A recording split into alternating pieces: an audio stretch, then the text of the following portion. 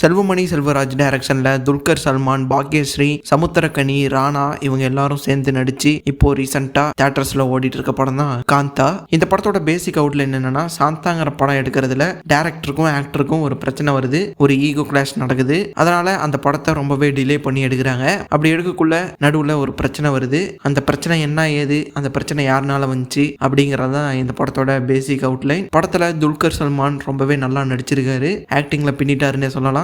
அவருக்கு ஈக்குவலா அவருக்கு போட்டி போட்டு நடிச்சிருக்கிறாங்க ஹீரோயின் பாக்யஸ்ரீ. நிறைய இடத்துல நல்லாவே நடிச்சிருந்தாங்க. அவங்க என்னதான் இவங்க போட்டி போட்டு நடிச்சிருந்தாலும் ராணா வந்துட்டு செகண்ட் ஹாஃப்ல நல்லாவே ஸ்கோர் பண்ணிட்டு போயிட்டாருன்னு சொல்லலாம். அவரோட பிரசன்ஸ் ரொம்பவே நல்லா இருந்துச்சு இந்த படத்துல. அப்புறம் முக்கியமா இந்த படத்துல செட் ஒர்க் ரொம்பவே நல்லா இருந்துச்சு. பீரியாடிக்கலா நல்லா காமிச்சிருந்தாங்க, டீட்டெயிலா அந்த பிளாக் அண்ட் ஒயிட்ல காமிச்சது அது எல்லாமே நல்லா இருந்தது.